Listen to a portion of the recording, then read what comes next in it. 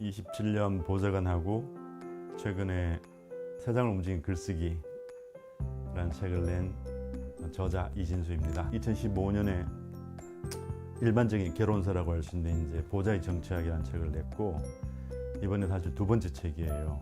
이번에 이제 그 글쓰기에 관한 책, 글쓰기에 관한 내용만 모아서 책에 썼는데, 그래서 이제 글쓰기를 너무 힘들어하고 어려워하고 까다롭게 생각하고 하니까 어떻게 하면 좀 더 쉽게 정치에 관한 글들을 쓸 수 있겠는가를 이제 한번 차근차근 제 경험을 얘기해 본 거죠.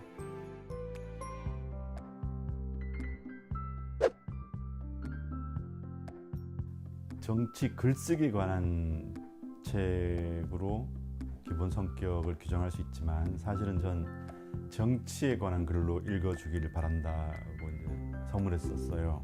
정치란 것 자체가 말과 글이 가장 중요한 무기예요.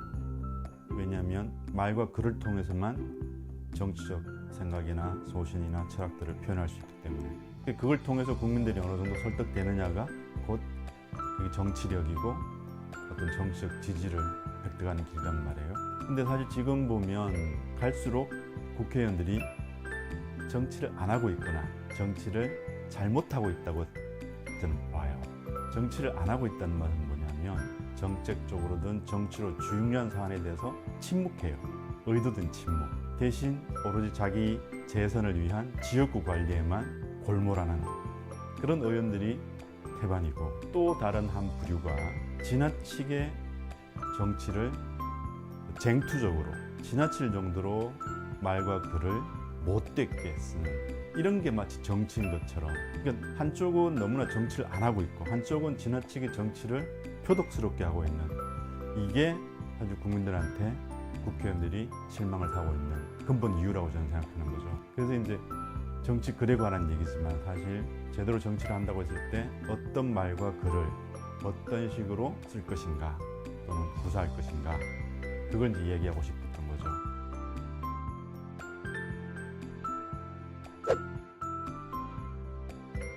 이 글의 주인인 의원, 그리고 그 글을 대신 쓰는 대리인으로서의 보좌진과의 관계가 어떠해야 되느냐에 대한 질문이에요. 그 질문. 이게 정치인과 이 참모 또는 보좌진의 관계는 다른 일반 회사와 회사원의 관계와 좀 다른 측면이 있다는 거죠. 관계로 표현하자면 동반자적 관계라고 보고, 동지적, 동지애, 이런 것들이 있어야 되는.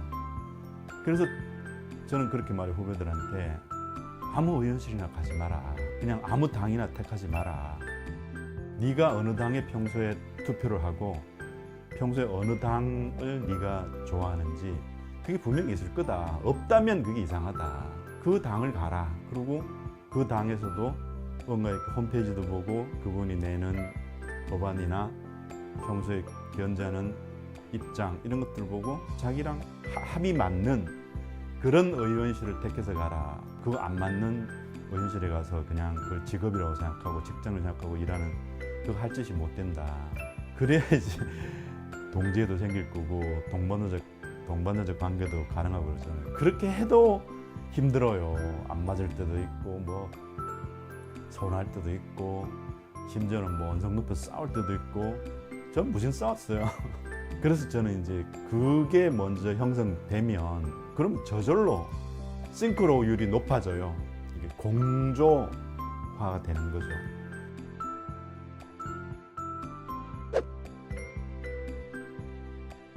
그럴 때 이제 제일 힘든 게 이거예요.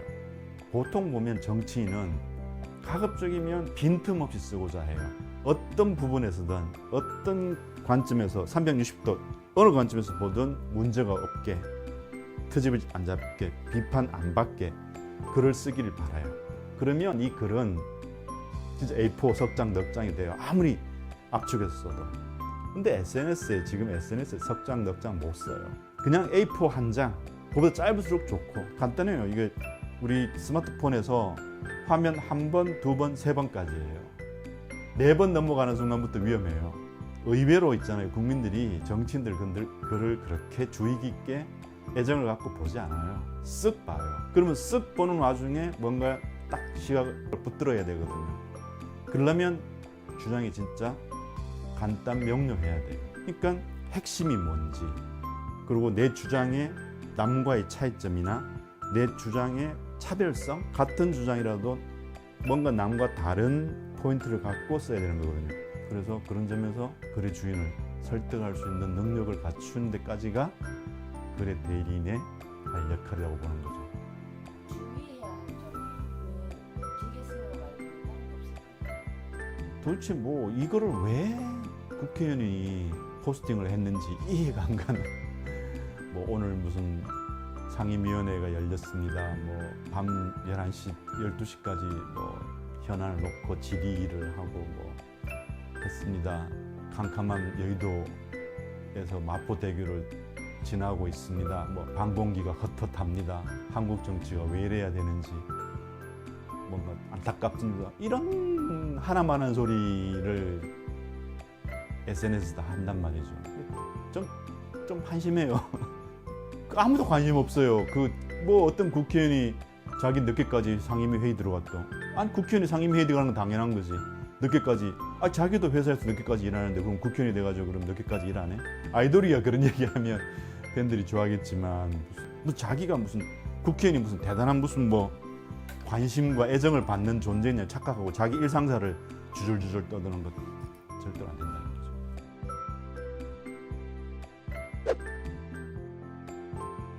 일할 사람과 일하고 있는 사람들을 위한 선배가 남기는 족보? 우리 왜 학교 다닐 때 시험 족보 물려주잖아요, 후배들한테. 전 그 족보가 됐으면 한 생각으로 쓴 책이에요, 사실은. 하고 싶은 생각이 조금 있는, 늘 그분들한테 난 말을 하는 심정으로 첫 번째 책, 두 번째 책도 쓰고 있는데, 만약 자기 자신이 좀 더 좀 유의미한 직업을 갖고 싶다.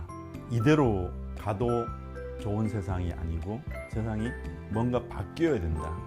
세상이 변화해야 된다라고 생각하는 사람 택할 수 있는 참 좋은 직업이 저는 국회 보좌진이라고 생각해요. 보좌관이라는 것은 궁극적으로 뭐냐면 좋은 정치인을 만드는 거예요.